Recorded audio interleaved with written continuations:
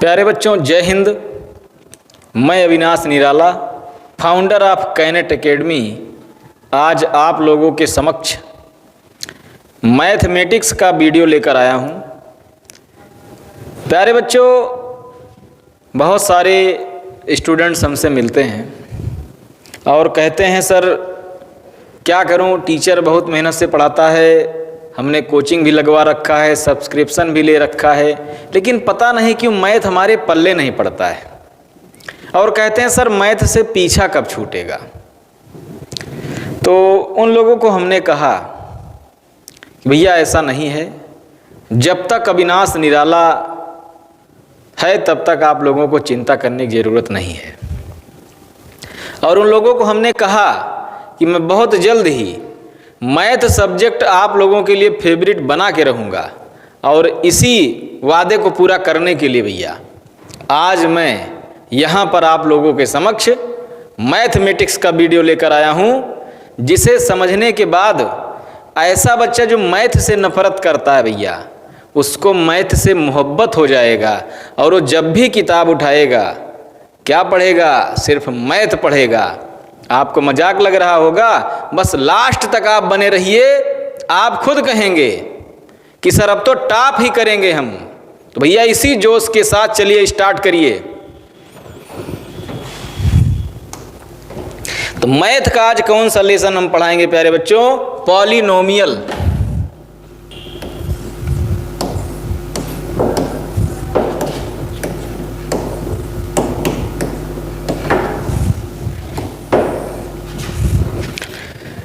तो प्यारे बच्चों, पॉलिनोमियल क्या होता है ये आप बाद में जानिएगा। पहले आप ये जानिए पॉलिनोमियल मैथ के किस ब्रांच का पार्ट है। अब भाई हर सब्जेक्ट में ब्रांच होते हैं ना, तो मैथमेटिक्स में भी ब्रांच है। इसके दो मेजर ब्रांच हैं, एक का नाम है अर्थमेटिक और दूसरे का नाम है एलजेब्रा। तो आप हमें बताइए पॉलिनोमियल किस ब्रांच का पार्ट है। आप लोग समझ गए होंगे, कुछ बच्चे नहीं जानते होंगे, कुछ जानते होंगे। तो भैया एलजेब्रा का पार्ट है। अब जो बच्चे मैथ में बेहद कमज़ोर हैं उनको यही नहीं पता होगा कि एलजेब्रा क्या है। तो भैया एलजेब्रा जानने से पहले फिर आपको कुछ बेसिक चीज़ें जानना होगा। क्या जानना होगा? Mathematical quantities.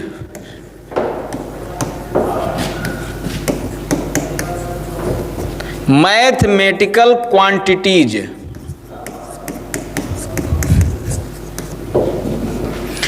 मैथमेटिकल क्वांटिटीज क्या होता है? जैसे आप लोग फिजिक्स में पढ़ते हैं फिजिकल क्वांटिटीज। फिजिकल क्वांटिटी किसके बारे में बताती है? फिजिकल प्रॉपर्टी के बारे में बताती है। तो वैसे भैया मैथमेटिकल क्वांटिटीज किसके बारे में बताती है? मैथमेटिकल प्रॉपर्टी के बारे में बताती है। किसके बारे में बताती है प्यारे बच्चों? मैथमेटिकल प्रॉपर्टी के बारे में बताती है ये। और ये कितने टाइप की होती है? दो टाइप की होती है। एक का नाम है कांस्टेंट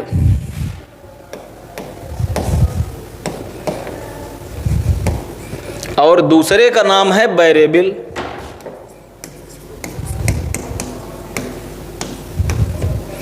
तो आपने जाना कि मैथमेटिकल प्रॉपर्टीज को रिप्रेजेंट करने के लिए मैथमेटिकल ऑपरेशंस जो आप पढ़ते हैं ना, plus minus, addition, subtraction, multiplication, division, ये सब क्या है? मैथमेटिकल ऑपरेशंस हैं।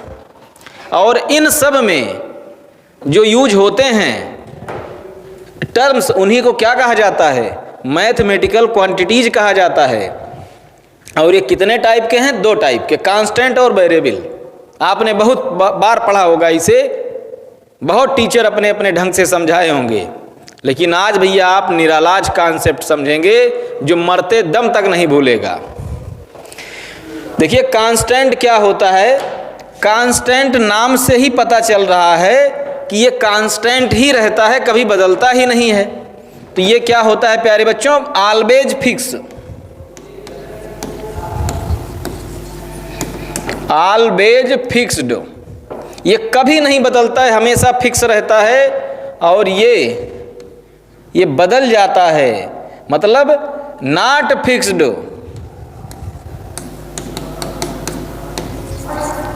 तो कांस्टेंट क्या होता है प्यारे बच्चों? जो हमेशा फिक्स रहता, कभी बदलता नहीं है। और वेरिएबल क्या होता है? जो पग पग पर बदल जाता है, गिरगिट की तरह अपना रूप बदल लेता है।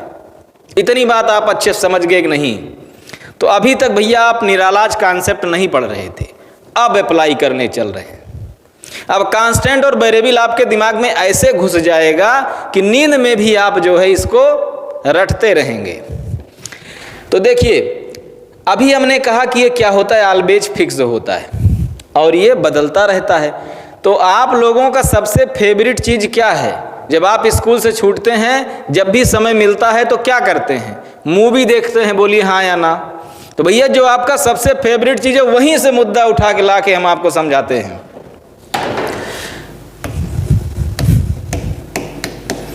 तो आप लोग मूवीज़ देखते हैं प्यारे बच्चों? हाँ देखते हैं। आप अगर ना कहेंगे तो यहाँ कोई मानने वाला नहीं है।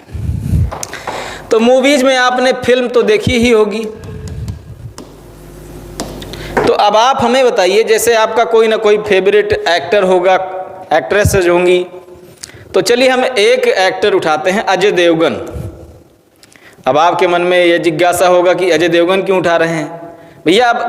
अब कोई ना कोई एग्जाम्पल तो लेना ही पड़ेगा। अब जब हम पीरियाडिक टेबल की कोई बात करते हैं तो सोडियम उठाते हैं, तो बच्चे पूछते हैं सोडियम ही क्यों? भाई एक समझाने का एग्जाम्पल है और क्या, कुछ नहीं। तो अजय देवगन की फिल्में आप लोगों ने देखी होगी। तो आप हमें बताइए, किसी फिल्म में अजय देवगन के जो पिता का किरदार निभाए थे, क्या दूसरे फिल्म में भी वही पिता का किरदार निभाएंगे? तो आप कहेंगे नहीं, बदल जाएंगे। तीसरे मूवी में फिर बदल जाएंगे, चौथे मूवी में फिर बदल जाएंगे। कहने का मतलब ये है, अभी मैं यहाँ अजय देवगन की 10 फिल्मों का नाम लिख दूं तो आप देखेंगे 10 फिल्मों में इनके फादर का किरदार अलग अलग लोग निभाए हैं। तो आप हमें बताइए, इनके फादर का जो किरदार है वो कांस्टेंट है कि वेरिएबल है भैया? बताइए। जो हर फिल्म में बदल जा रहा है वो कांस्टेंट है कि वेरिएबल? वेरिएबल है। क्या है प्यारे बच्चों? वेरिएबल है। ये कौन सी लाइफ है? Real life.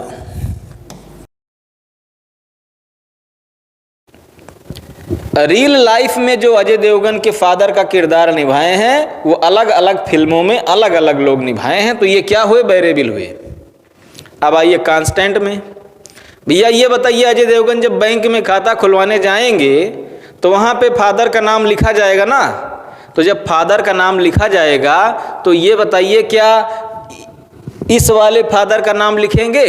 किस फादर का नाम लिखेंगे? रियल लाइफ वाले फादर का नाम लिखेंगे ना। ये कौन सी लाइफ है? रियल लाइफ है। और यहाँ पे जो बैंक में खाता खुलवाने जाएंगे तो किसका नाम लिखा जाएगा? रियल लाइफ में जो फादर है उनका नाम लिखा जाएगा, रियल लाइफ।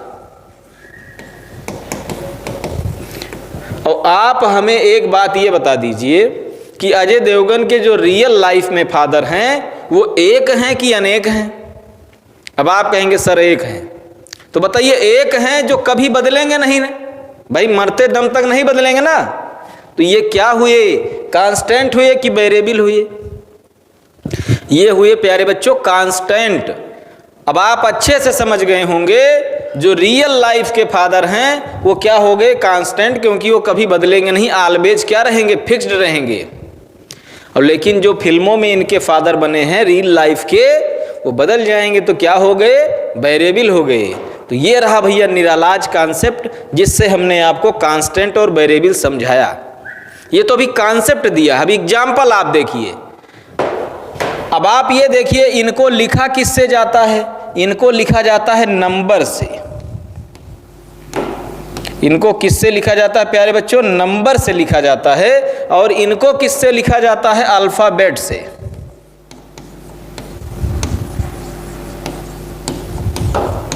फिर से समझिए, कांस्टेंट हमेशा फिक्स होते हैं, लिखा किससे जाता है? नंबर से। वेरिएबल फिक्स नहीं होते हैं, बदलते रहते हैं, हर क्वेश्चन में इनका वैल्यू बदल जाता है और ये किससे लिखे जाते हैं? अल्फ़ाबेट से।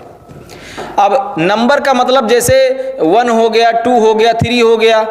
अब अगर किसी क्वेश्चन में जो 3 है तो आप जो चीज़ 3 से समझ रहे हैं, 3 देखकर आपके मन में जो भावना उत्पन्न हुई, क्या दूसरे क्वेश्चन में भी 3 देखकर वही आप जानेंगे, दूसरा कुछ जानेंगे? वही जानेंगे। 1000 क्वेश्चन में 3 मिलेगा तो 3 से आप एक ही चीज़ समझेंगे। लेकिन यहाँ पर आपको क्या मिलेगा प्यारे बच्चों? आपने अक्सर देखा होगा क्वेश्चंस में एक्स वाई जेड मिलते हैं कि नहीं मिलते हैं? ए बी सी मिलते हैं कि नहीं मिलते हैं? पी क्यू आर एस मिलते हैं कि नहीं मिलते हैं? तो ये सब क्या है प्यारे बच्चों? ये सब हैं अल्फ़ाबेट और क्या है? वेरिएबल हैं। इतनी बात आप अच्छे समझ गए कि नहीं समझ गए? एक बहुत ही फेमस वेरिएबल जो पूरे मैथ में राज करता है वो कौन है? एक्स है। बाकी और सब भी हैं। तो ये बात रही किसकी? कांस्टेंट और वेरिएबल की। ये सब हैं क्या? Mathematical quantities. और मैथमेटिकल क्वांटिटीज क्या होते हैं? मैथमेटिकल ऑपरेटर में यूज होते हैं और क्या रिप्रेजेंट करते हैं? मैथमेटिकल प्रॉपर्टीज रिप्रेजेंट करते हैं। इतनी बात अच्छे समझ गए कि नहीं? तो आगे बढ़ा जाए भैया। चलिए ठीक, तैयार हैं आप लोग? आक्रमण बोल दिया जाए तो चलिए फिर आक्रमण।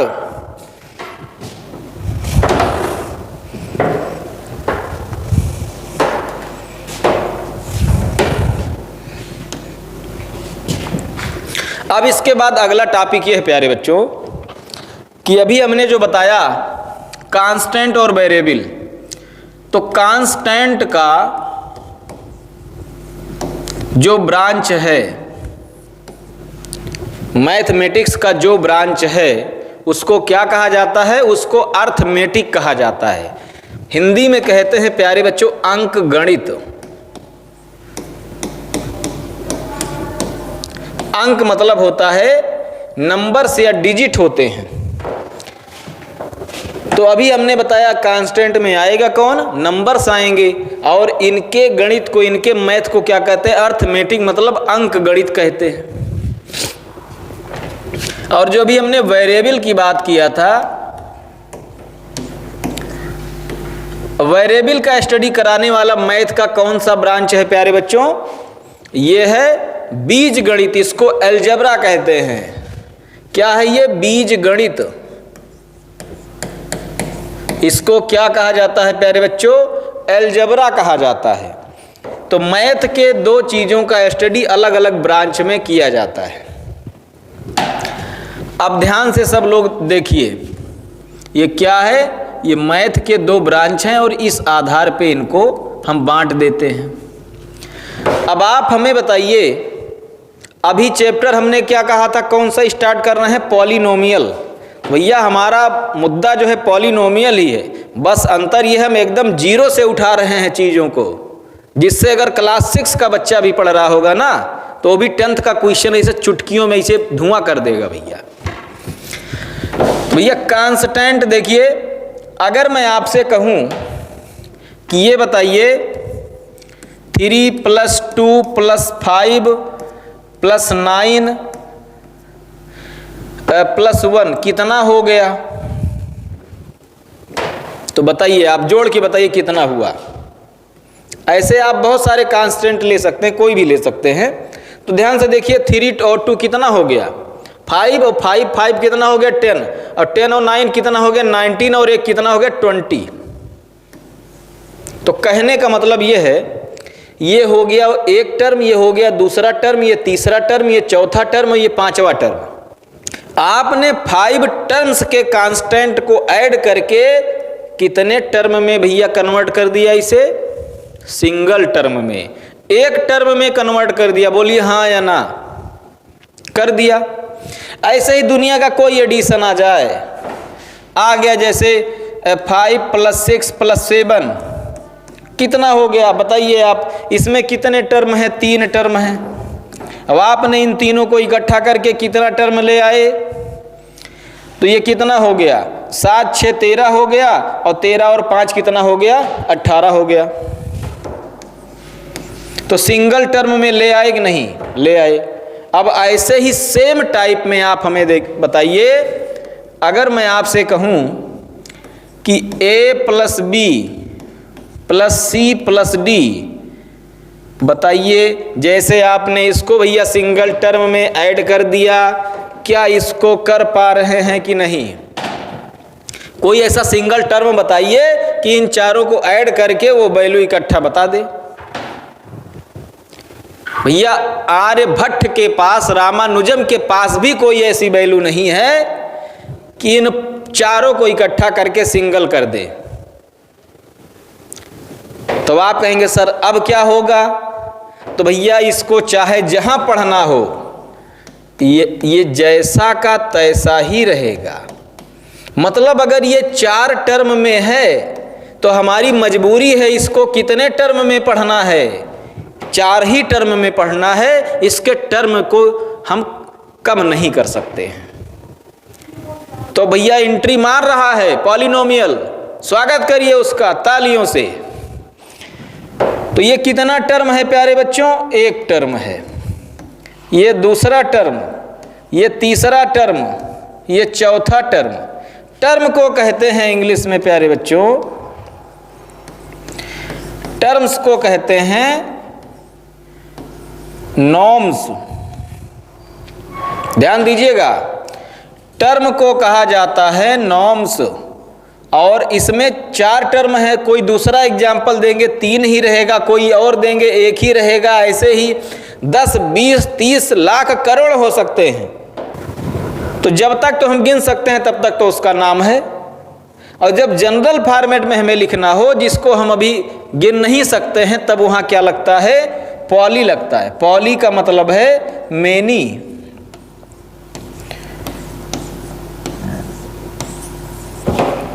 मेनी के लिए क्या लगता है? पॉली। और टर्म्स के लिए क्या लगता है? नॉर्म्स। तो प्यारे बच्चों यहीं से उठा लिया गया मेनी टर्म। इसमें क्या पढ़ना है? ये सब तो जुड़ के सिंगल टर्म हो जा रहे हैं, लेकिन इसमें हमें कितने टर्म पढ़ने हैं? मेनी टर्म पढ़ने हैं। और इसको कोई भी गणितज्ञ छोटा नहीं कर सकता है। अब हमारी मजबूरी है इसको मेनी टर्म में ही पढ़ना है। तो इसीलिए मेनी को क्या कहा जाता है? पॉली। और टर्म्स को क्या कहा जाता है? नॉर्म्स। क्या हो गया प्यारे बच्चों? Poly plus norms. तो क्या बन गया ये? पॉलीनोम्स। तो ये तो हो गया नाउन इसका। ये नाउन फॉर्म, ग्रामर आप लोगों ने पढ़ा है ना, नाउन, वर्ब, एडजेक्टिव, एडवर्ब, ये सब पढ़ा है ना। तो ये हो गया पॉलीनोम्स, हो गया इसका नाउन। अब अगर इसका एडजेक्टिव हमें बनाना है तो हमें इसमें जोड़ना पड़ेगा क्या? IAL। तो ये क्या बन गया इकट्ठा होके प्यारे बच्चों?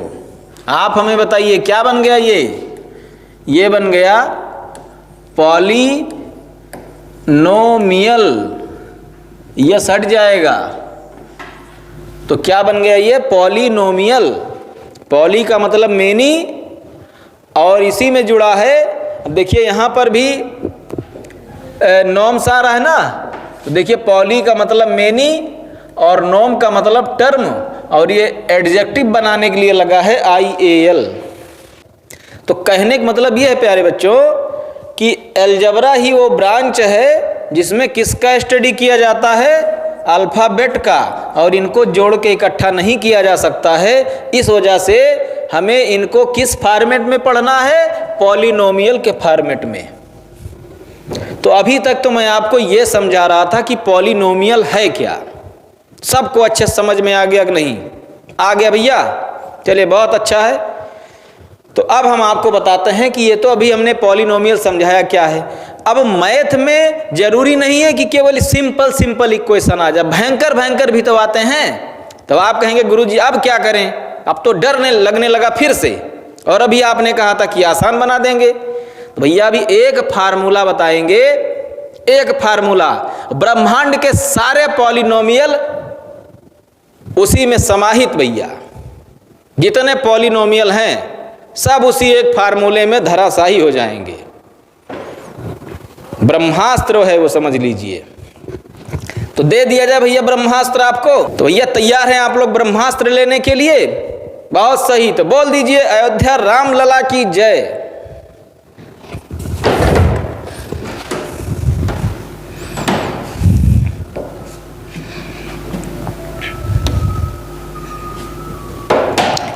अब देखिए प्यारे बच्चों, आपके बुक में जो पॉलिनोमियल मिलता है वो थोड़ा टफ फॉर्म में मिलता है ना, तो घबराना नहीं है, अभी पहुंच रहे हैं, अभी आसान बना देंगे आपके लिए।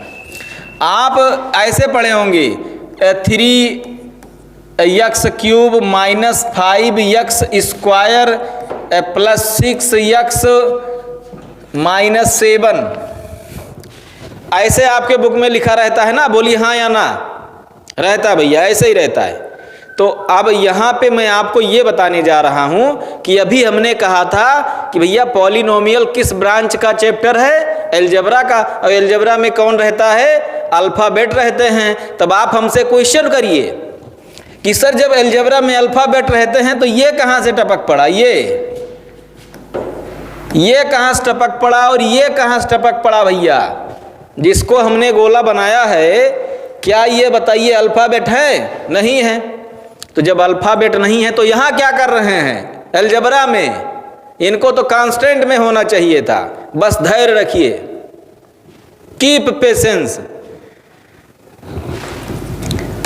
तो ध्यान से समझिए प्यारे बच्चों, आप हमें बताइए, अगर मैं आपसे कहूं कि x प्लस x क्या होगा, तो आप क्या बताएंगे? तो आप कहेंगे सर ये होगा 2x। बोलिए हाँ या ना, कहेंगे। ऐसे ही अगर मैं आपसे कहूं कि भैया x इंटू x क्या होगा, तो आप क्या बोलेंगे? तो आप कहेंगे सर x² हो जाएगा। ऐसे ही मैं एक x और मल्टीप्लाई कर दूं तब x³ हो जाएगा। यहाँ पर एक x और ऐड कर दूं तब क्या हो जाएगा, 3x हो जाएगा। तो आपने देखा कि ये जो पॉलिनोमियल लिखा है इसमें सिर्फ दो रूप में कांस्टेंट एंट्री मारेंगे। किस किस रूप में?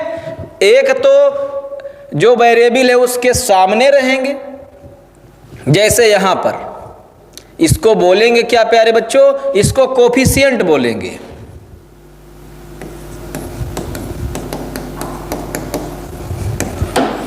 इसको क्या बोलेंगे प्यारे बच्चों, कोफिशिएंट। और हिंदी में क्या कहते हैं, इसको कहते हैं गुणांक। इसको क्या कहते हैं, गुणांक। कब? जब किसी लेटर के पहले रहे। और प्यारे बच्चों अभी आप देख रहे हैं कि ऊपर भी चढ़ गया है, तो ये कब चढ़ता है, इसको क्या कहते हैं, पावर कहते हैं, पावर। अब आप हमें बताइए प्यारे बच्चों, क्या LHS में आपको कोई कांस्टेंट दिख रहा है कि नहीं? तो आप कहेंगे नहीं दिख रहा है। क्या दिख रहा है प्यारे बच्चों? ये लेटर्स दिख रहे हैं, मतलब ये किसके पार्ट है, अल्फ़ाबेट के पार्ट हैं। और इधर देखिए कांस्टेंट एंट्री मार दिया ना, तो क्यों मारा ये आपके समझ में आया कि नहीं आया? मतलब इसी से ये बना है। और सिर्फ दो रूप में एंट्री मारेगा, एक तो कोफिशिएंट के रूप में, जैसे कि ये है, ये है, ये है, ये है और ये है, और पावर के रूप में जैसे कि ये हैं। तो आपके मन में ये डाउट होगा सर यहाँ पर क्या है, यहाँ तो कोई कांस्टेंट है, ये वेरिएबल है, ये नहीं है। तो घबराइए ना, वो कॉन्सेप्ट भी मैं बता रहा हूँ। तो ये दो चीज़ आप समझ पाए कि नहीं, कि पॉलिनोमियल में कांस्टेंट कहाँ से टपक पड़ा, ये तो वेरिएबल का चैप्टर है। तो इतनी बात समझ गए। अब मैं आपको वो फार्मूला बताने जा रहा हूँ जिसे आप ब्रह्मास्त्र कह सकते हैं। एक ही फार्मूले से पूरा पॉलिनोमियल भैया ध्वस्त, समझ गए हैं? तो चलिए देखिए, तो कौन सा फार्मूला है प्यारे बच्चों, देखिए ध्यान से। P का मतलब होता है पॉलिनोमियल।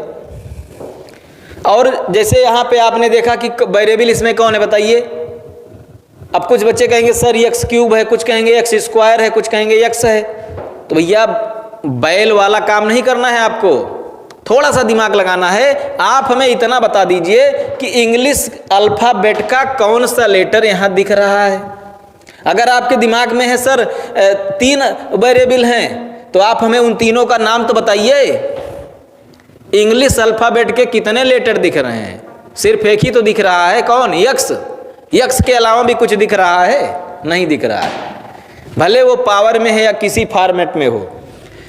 तो भैया ऐसे ही पॉलिनोमियल के बाद ब्रैकेट में हम क्या लिखते हैं, जिस वेरिएबल का पॉलिनोमियल है। तो आप लोगों के सिलेबस में सिर्फ एक ही वेरिएबल के पॉलिनोमियल का स्टडी है। तो अगर एक ही है तो यहाँ ब्रैकेट में हम उस वेरिएबल का क्या लिख देते हैं, सिंबल लिख देते हैं। तो जैसे ये यक्स का पॉलिनोमियल है तो यहाँ हम क्या लिख देंगे प्यारे बच्चों, यक्स। तो इस p का मतलब हो गया पॉलिनोमियल और इस x का मतलब हो गया इन टर्म्स ऑफ यक्स, और ये क्या है, वेरिएबल है। इतनी बात तो सब लोग अच्छे समझ गए कि नहीं। अब आप हमें ये बताइए, जैसे यहाँ पे हमने x क्यूब से स्टार्ट किया है, क्या x 4 से नहीं स्टार्ट हो सकता है? x की पावर 4 से हो सकता है। क्या x की पावर 5 से नहीं हो सकता है? भैया बिल्कुल हो सकता है।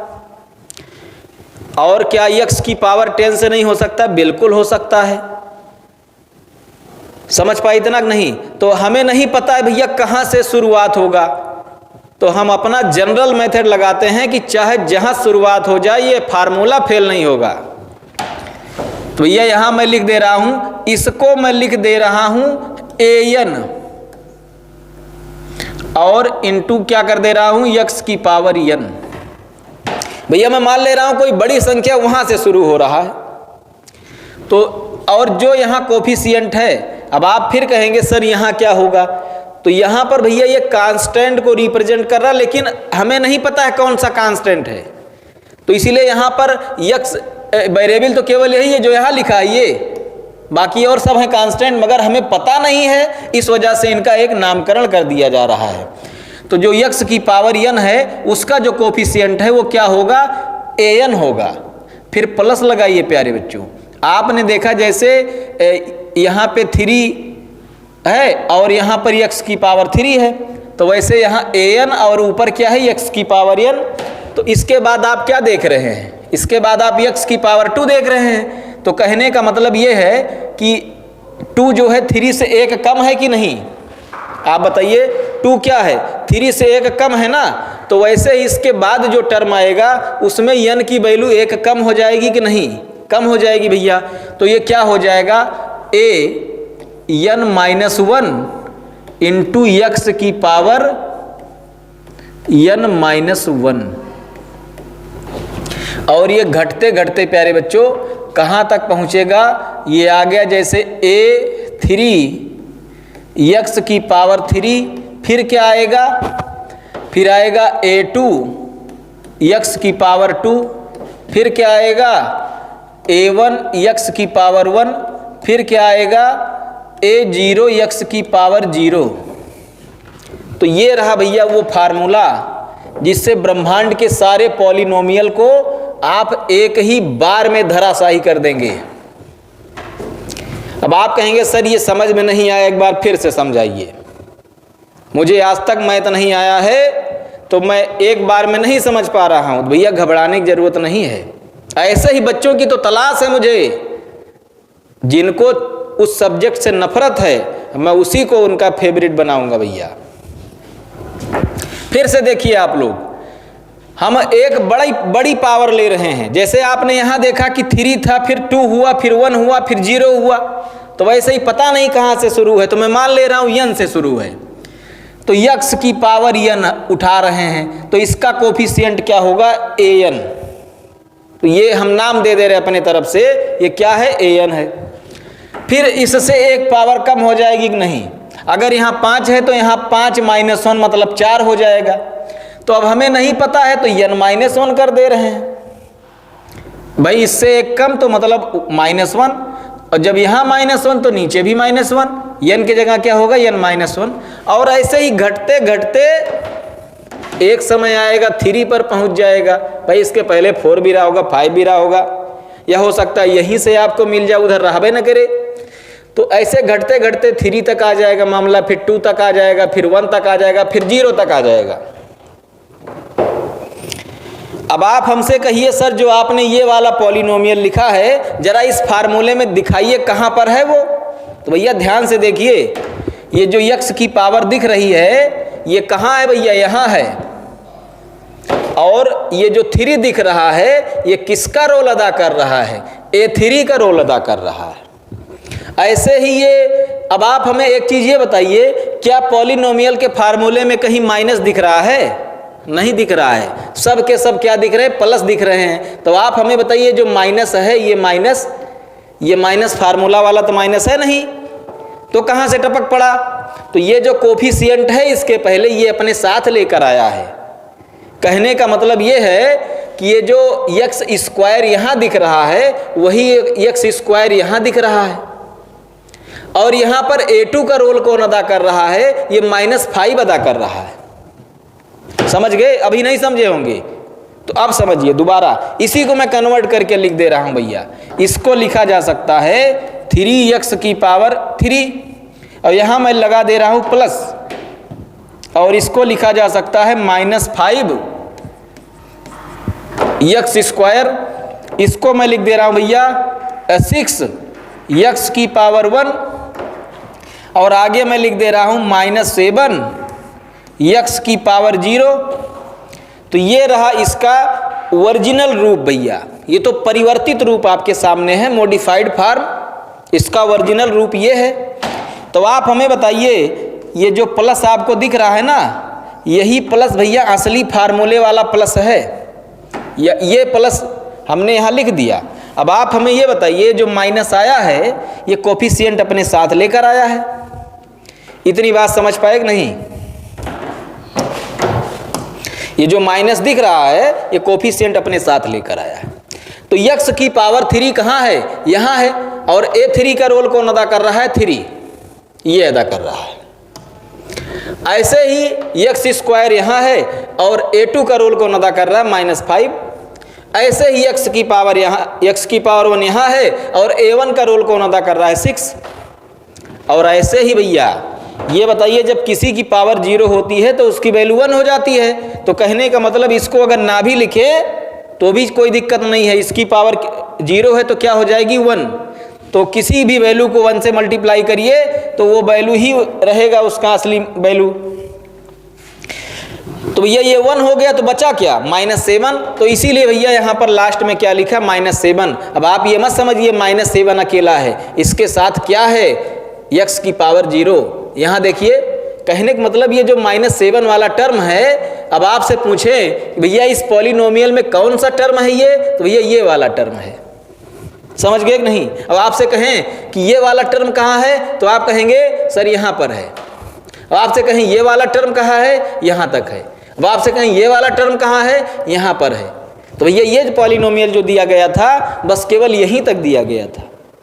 हो सकता है इससे आगे भी जाया जाए, हो सकता है 2 ही तक मिले, हो सकता है कुछ ना मिले। आप क्वेश्चन में देखेंगे कि केवल 3 लिख दिया है। अब पूछा है ये पॉलिनोमियल है कि नहीं है, तो भैया अगर इसमें से एक भी टर्म मिल जाए तो पॉलिनोमियल है वो। ये अकेला अगर 3 लिखा है तो पॉलिनोमियल है कि नहीं है? तो आप कहेंगे सर कैसे पॉलिनोमियल है जब इसमें x दिख ही नहीं रहा है? तो आप हमें बताइए भैया ये वाला टर्म तो हो ही सकता है भाई, x की पावर 0 खत्म हो गया, बचा केवल क्या? A0। तो उसी की वैल्यू तो यहाँ लिखी है, तो मैं इसको ऐसे नहीं लिख सकता हूँ 3 × x की पावर 0। अब दिख गया x की नहीं दिख गया। तो भैया कुछ चीज़ें ऐसी होती हैं जो दिखती नहीं हैं मगर होती हैं, और यही सब भैया आपको दिखाने के लिए हमने हथियार उठाया है। ठीक है ना? तो आप हमें बताइए आज के सेशन में हमने आपको ये बताया कि पॉलिनोमियल मैथ के किस ब्रांच का चैप्टर है। फिर हमने ये बताया कि पॉलिनोमियल मतलब होता क्या है, और फिर हमने ये बताया कि आखिर पॉलिनोमियल का रूप कैसा है। ब्रह्मांड के जितने पॉलिनोमियल हैं उन सबको एक फार्मूले में हमने समेट दिया भैया।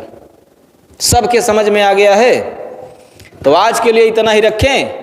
फिर पॉलिनोमियल का 7 कॉन्सेप्ट मैं आपको बताऊंगा, 7 कॉन्सेप्ट, और उसी 7 कॉन्सेप्ट में पूरा पॉलिनोमियल खत्म भैया। तो फिर अगले वीडियो का इंतजार करिए, और इसके पहले आप कमेंट में ये भी बताइए कि ये वीडियो आपको कैसा लगा, और अपने दोस्तों को भी शेयर करिए लाइक, कमेंट एवं सब्सक्राइब, यही आपसे है उम्मीद। और इसी के साथ भैया चलते हैं। जय हिंद।